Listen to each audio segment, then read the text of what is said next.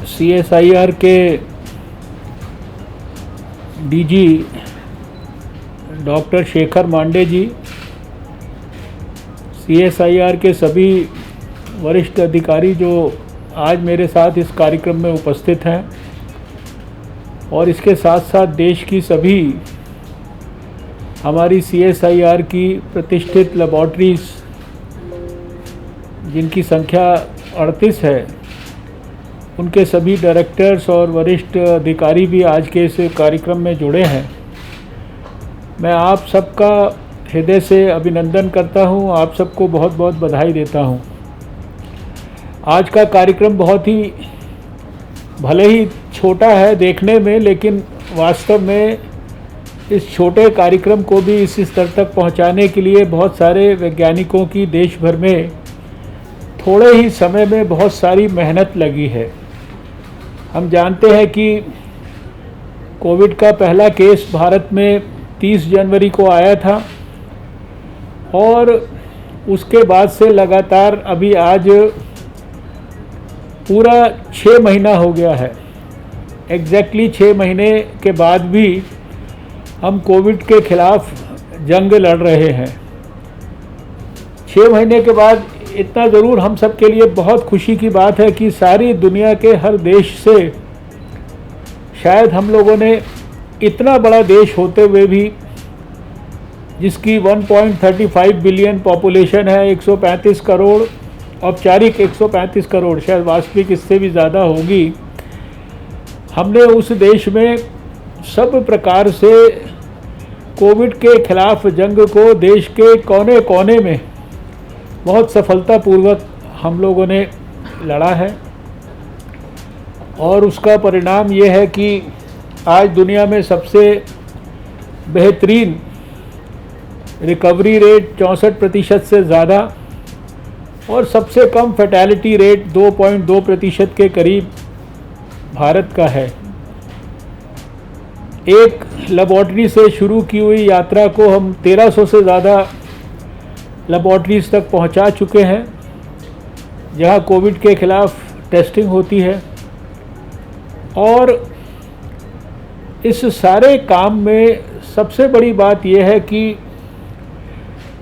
Doctors ने, हमारे paramedics ने तो जो अस्पतालों में कोविड के मरीज़ों के लिए सेवा की, चिंता की, उसका कोई मुकाबला नहीं है, उसको शब्दों में व्यक्त करना भी मुश्किल है। लेकिन उनके साथ साथ कोरोना वॉरियर्स बनकर हमारे वैज्ञानिकों ने भी उनके इस जंग में सफलता अर्जित करने के लिए सब प्रकार का सहयोग किया। मैं CSIR के वैज्ञानिकों को आज के इस अवसर पर इसलिए बधाई देना चाहता हूं कि थोड़े से समय में, शायद 3 महीने के समय में, हम लोगों ने पहली मीटिंग जब की थी, मुझे ध्यान है कि फरवरी या मार्च के महीने में, और सब वैज्ञानिकों को हमने कहा कि आप बड़ी बड़ी रिसर्च करते हैं, लंबे समय तक करते हैं, और लंबा समय करने के बाद उसके नतीजे निकलते हैं जो आप इंडस्ट्री के माध्यम से लोगों को पहुंचाते हैं। लेकिन कोविड के खिलाफ जो जंग है, इसमें हम लंबी इंतज़ार नहीं कर सकते। आपको जो कुछ भी करना है, अपनी योग्यता का, अपनी ताकत का, अपने साइंटिफिक इंटेलेक्चुअल एक्यूमेन का, इन सब बातों का आप जो परिचय है, अगले कुछ ही हफ्तों में, कुछ ही महीनों के अंदर हमको दीजिए।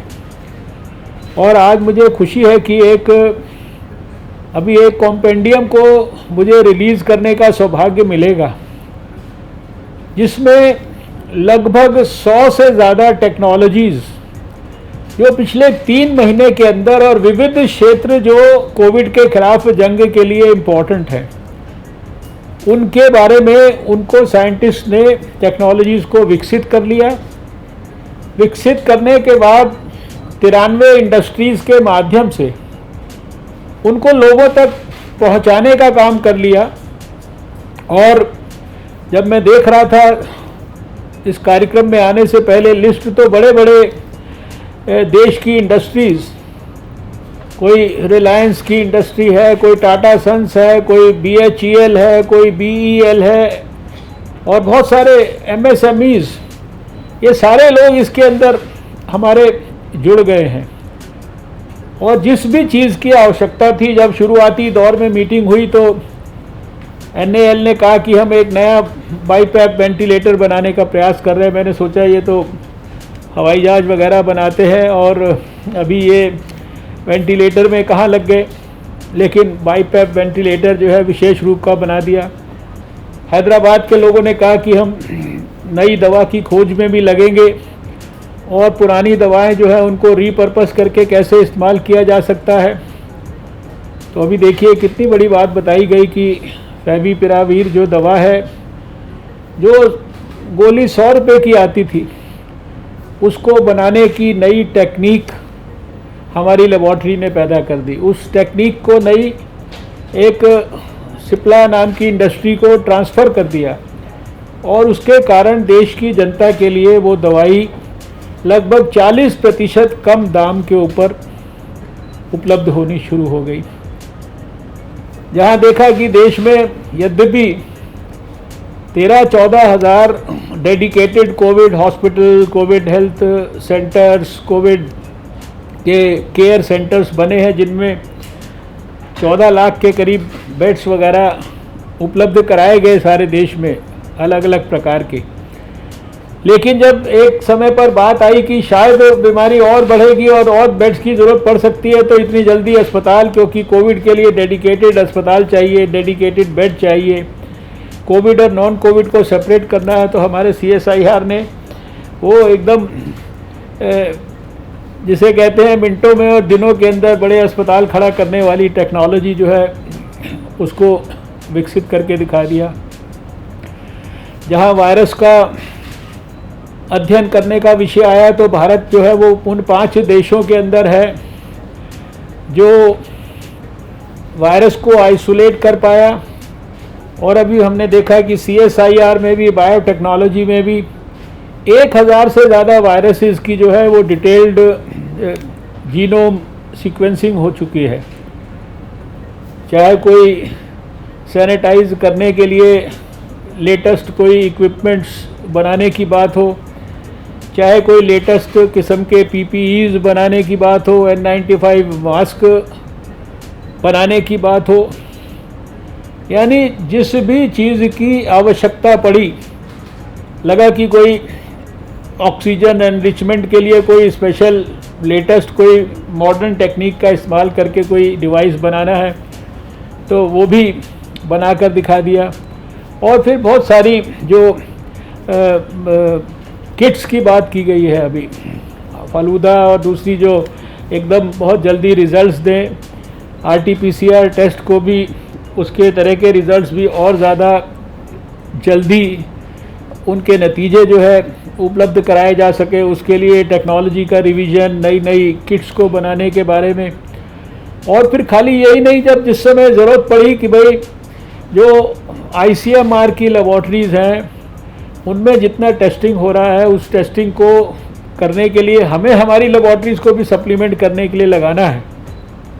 तो उसके अंदर भी देश के अंदर कई स्थानों पर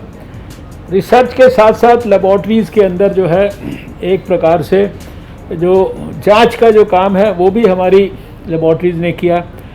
आज मुझे इस बात की बहुत खुशी है कि अप्रैल के महीने में हम शायद 6000 टेस्ट रोज़ करते थे, और जब 6000 रोज़ टेस्ट करते थे उस समय पर भी सारे देश में हर टीवी चैनल पर सब जगह एक ही बात हमसे पूछी जाती थी, इतना बड़ा देश, इतने कम टेस्ट टेस्ट टेस्ट टेस्ट, यही बात सब लोग करते थे अपने। लेकिन आज जो है जब मैं आपसे बात कर रहा हूँ तो 5 लाख से ज़्यादा टेस्ट हर रोज़ हम कर रहे हैं भारत के अंदर, और अभी कुछ ही हफ्तों के अंदर, अगले 1-2 महीने के अंदर अंदर इस कैपेसिटी को 10 लाख तक लेकर जाने की हमारी योजना है। उसके लिए हमारे लोग सारे देश के अंदर काम कर रहे हैं। तो कहने का अभिप्राय ये है कि शायद इतनी सारी, क्योंकि अब ये 100 टेक्नोलॉजीज़ का विवरण तो यहाँ पर जो है इस संक्षिप्त भाषण या कार्यक्रम में नहीं किया जा सकता, लेकिन ये सारी की सारी टेक्नोलॉजीज़ को एक कंपेंडियम के माध्यम से और फिर पोर्टल बनाकर भी उसको सारी चीज़ों को एक स्थान पर हमने उपलब्ध करा दिया है। हमने ऐसे ऐप बना दिए हैं जिसके माध्यम से किसानों को जो है मदद मिल रही है। हमने ऐसा ऐप बना दिया जिसके माध्यम से एक ही स्थान पर हम सब कुछ देख सकते हैं, समझ सकते हैं, कौन सी टेक्नोलॉजी के लिए कहाँ इंडस्ट्री के माध्यम से किसके साथ कनेक्ट करना है। और CSIR का हमेशा से ये उद्देश्य रहा है कि वो जो भी काम करती है, वो जो भी रिसर्च करती है, वो देश के हित के लिए, जनता के हित के लिए, जनता के हितों की रक्षा के लिए, जनता की तकलीफ़ को दूर करने के लिए, उसमें उसका लक्ष्य ये नहीं होता कि वैज्ञानिक ने रिसर्च करके कोई टेक्नोलॉजी विकसित की है, उसको समाज तक पहुंचाने के लिए कोई हमें पैसा कमाना है। वो रॉयल्टी जो होती है वो भी बहुत ही एक तरह से नोशनल और या सिंबॉलिक रॉयल्टी होती है। तो ये अपने आप में एक बहुत बड़ी महत्वपूर्ण बात है। मैं CSIR का बहुत गौरवशाली इतिहास है। वो अपने जीवन के 75 वर्ष, अभी भारत की आज़ादी के बाद जो है अभी हमारे 75 वर्ष जो है वो 2022 में पूरे होने हैं, जब एक नया भारत प्रधानमंत्री जी देश को डिलीवर करना चाहते हैं। लेकिन CSIR की प्लैटिनम जुबली हो चुकी है, क्योंकि उसका जन्म जो है वो 1942 में भारत के आज़ाद होने से पहले हो गया था। और हम सबको याद है कि हमारी प्लैटिनम जुबली पर स्वयं देश के प्रधानमंत्री नरेंद्र मोदी जी ने आकर भारत के सभी वैज्ञानिकों को अपना आशीर्वाद दिया था। मैं हर एक टेक्नोलॉजी की तो आज यहाँ चर्चा नहीं कर सकता, लेकिन सब विषयों पर जो कोविड के खिलाफ जंग से जुड़े हैं, छोटे से छोटी बात से लेकर बड़े से बड़ी बात, छोटे से छोटे पहलू से लेकर बड़े से बड़ा पहलू, और पूरे वाइड स्पेक्ट्रम के अंदर हमारे CSIR के वैज्ञानिकों ने काम किया है। मैं ये समझता हूँ कि ये जो कंपेंडियम है, ये देश के लोगों के लिए, वैज्ञानिकों के लिए भी, दूसरे यंग वैज्ञानिकों के लिए, कि समय पर आवश्यकता के हिसाब से कैसे अपने फोकस को चेंज करके और अपने माइंड का पूरा एप्लीकेशन करके हम देश की आवश्यकता के अनुरूप कैसे खड़े हो सकते हैं, कैसे हम देश को सहायता कर सकते हैं। इसका शायद सबसे बड़ा उदाहरण ये कोविड के खिलाफ जंग है, जिसमें साइंटिस्ट ने भी बहुत बड़ा कंट्रीब्यूशन किया है। इसका सबसे बड़ा ज्वलंत उदाहरण तो PPE किट्स हैं। एक भी हम भारत में नहीं बनाते थे, और आज 5 लाख हम जो है बना रहे हैं रोज़। वेंटिलेटर जो है बाहर से एक्सपोर्ट करते थे, आज शायद 3 लाख वेंटिलेटर हर साल बनाने की हमारी क्षमता विकसित हो गई है। अधिकांश वेंटिलेटर्स जो है वो भारत में बनाकर हम आज इस्तेमाल कर रहे हैं। ऐसे ही जो N95 मास्क के संदर्भ में है, दवा के संदर्भ में तो हम पहले ही दुनिया के अंदर लीडर हैं। जो APIs वगैरह हैं, दूसरी चीज़ें हैं, उनके साथ जितने भी जुड़े हुए संबंधित काम हैं, उन सब में हमारे भारत ने बहुत अच्छी प्रगति की है, नेतृत्व दिखाया है। और अभी इसके साथ साथ जो है, जो वैक्सीन की खोज की दिशा में जो प्रयास हो रहे हैं, उसमें भी भारत के वैज्ञानिक, डॉक्टर, सब लोग मिलकर एकदम दुनिया में किसी से हम पीछे नहीं हैं। विश्व स्वास्थ्य संगठन बताता है कि दुनिया में 200 वैक्सीन के कैंडिडेट्स हैं, लेकिन कुछ ही स्थान ऐसे हैं जहां पर जो वैक्सीन की खोज में जो लड़ाई है वो क्लिनिकल ट्रायल्स तक पहुंच गई है। उसमें कोई एक ऑक्सफोर्ड में हो रहा है जिसके ट्रायल ब्राज़ील में हो रहे हैं, कोई एक चाइना में हो रहा है। तो हम भी किसी से पीछे नहीं है। हमारे भारत के अंदर भी हमारी भारत की 2 अपनी कंपनियां और हमारे वैज्ञानिक मिलकर जो है वैक्सीन की खोज में क्लिनिकल ट्रायल्स के स्टेज में पहुंच गए हैं। तो बहुत हम सब के लिए ये खुशी की बात है। आज हाइड्रोक्सीक्लोरोक्विन जैसी दवा जो है वो शायद दुनिया के लगभग 150 देशों को हम लोग भेज रहे हैं। अभी हमारी कल ग्रुप ऑफ मिनिस्टर्स की मीटिंग के अंदर हम लोग दोबारा से उसमें एक प्रेजेंटेशन इस बात पर करवाने वाले हैं कि अभी हम दोबारा इस स्थिति में आ गए हैं कि हमने शुरुआती दौर में बहुत सारी चीज़ों को एक्सपोर्ट्स को बैन कर दिया था कि हमें हर चीज़ भारत में ही रखनी है कि हमारे देश के लोगों को कम ना पड़ जाए। अभी हम उसी ग्रुप ऑफ मिनिस्टर्स में चर्चा ये करने वाले हैं कि हमारे पास इतनी पर्याप्त मात्रा में चीज़ें हैं तो अभी हम क्या क्या चीज़ों का एक्सपोर्ट खोल सकते हैं ताकि हम दुनिया के लोगों को भी और ज़्यादा